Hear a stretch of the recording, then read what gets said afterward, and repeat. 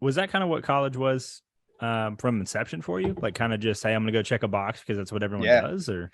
absolutely. To be honest, yeah, I'm glad I did it. Don't get me wrong. Like, I'm really glad I learned a lot. And Mhm. I think, again, my degree, my phys ed degree, I think is if anybody was going to be a CrossFit coach and they wanted to go to college, I would Mhm. say it's one of the best degrees you can get because you do, biomechanics, you do motor behavior, exercise physiology, Mhm. anatomy, all these classes that relate to what we do in CrossFit and how the human body works. And you also take all these classes that are how to coach and how to teach someone, Mm. progressions and things like that. So you learn these things that are really valuable in the CrossFit space. But yeah, I went in with the mindset of like, I don't want to be here. My parents basically made me go to college. They're like, you're going. And I'm like, okay. And so like, I mean, I didn't care my first 2 years. I didn't know what I was doing. Mhm.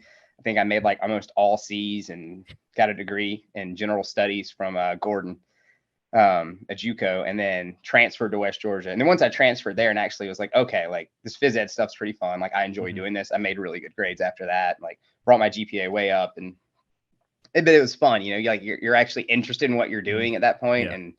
and you can see it going somewhere. And once I graduated, I did actually use the degree. I taught for 3 years, and so until I got the chance to open the gym. So that was cool. Like and I didn't hate teaching. One school I was at, I Mhm. didn't necessarily love, but the second school I was at, man, awesome school system. I actually ended up back at Heard County Mhm.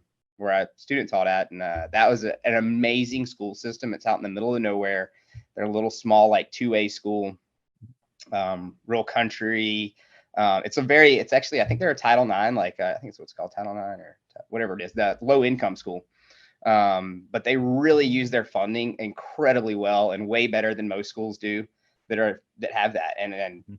their kids really succeed. Their sports teams are phenomenal. I mean, they take so much pride in their sports. Like that's actually what they brought me in for. Was to be a middle school wrestling coach and strength and conditioning coach. So I was doing strength and conditioning work with the middle schoolers so that when they got to high school, they didn't have to learn how to clean and didn't have to learn how to squat.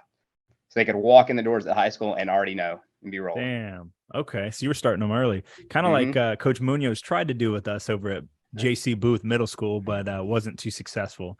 We were just doing chest flies and like what are those knockoff? They're basically like knockoff Smith machines. It's basically a chest press, right? But Yeah. it's a hinge. I don't know what they're called, but World Gym has them too, and they are atrocious. And that was our strength and conditioning zero period in seventh and eighth grade.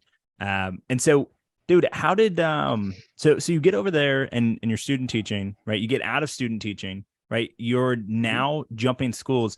Had you already started competing in CrossFit at that point? Yeah. So I had done like small comp. I've always done just like small Mm-hmm. local comps. Usually I'm talked into it. Usually it's like Mm-hmm. someone's like, "Hey, you should do this." I'm like, "Okay, cool. I'll go do it with you." Like it's usually that. I've not been one to like go out and find a lot of comps on my own to do, but Mm-hmm. usually someone's like, "Hey, you want to do this?" I'm like, "Okay, yeah, looks good." I've actually gotten more as I've gotten older. I'm now the one that like, "Hey, let's go do this competition. It Mm-hmm. looks fun." Or like, "Hey, there's $1,000 prize on this one. Let's go see if we can win it." That kind of stuff. Like that's more where I'm at now. But yeah, when I was young, I think I was like super timid. Like I didn't want to. I I probably had a big confidence problem when I was younger. I worked out with some really fit dudes Mm-hmm.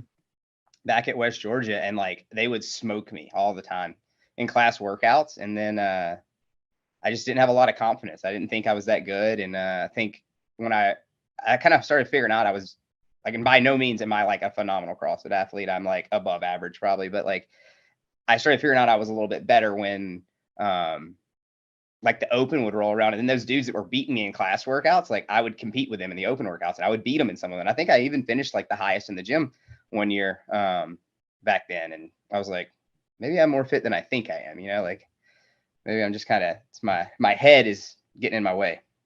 Yeah, that's very interesting. I mean, let's back up. How'd you do in wrestling in high school? Um, Wrestling. So I was a four-time state qualifier, and I took third my senior year. So Okay. I was again, just I tell everybody my life is like I am the guy that has been very good at a lot of things, but never great at anything. I've Mm, I've always been like right on the cusp of being really good at something, mhm. but I never can break through. And but it's cool to be like really good at a lot of stuff, I guess. Um, Yeah.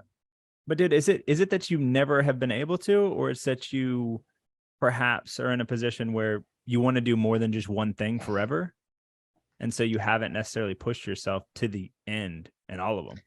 I don't know. I've thought about that. I went pretty hard in wrestling. Definitely was something that I didn't work hard enough in, and I know that. I look back at that and I'm like, man, I could have been a phenomenal wrestler.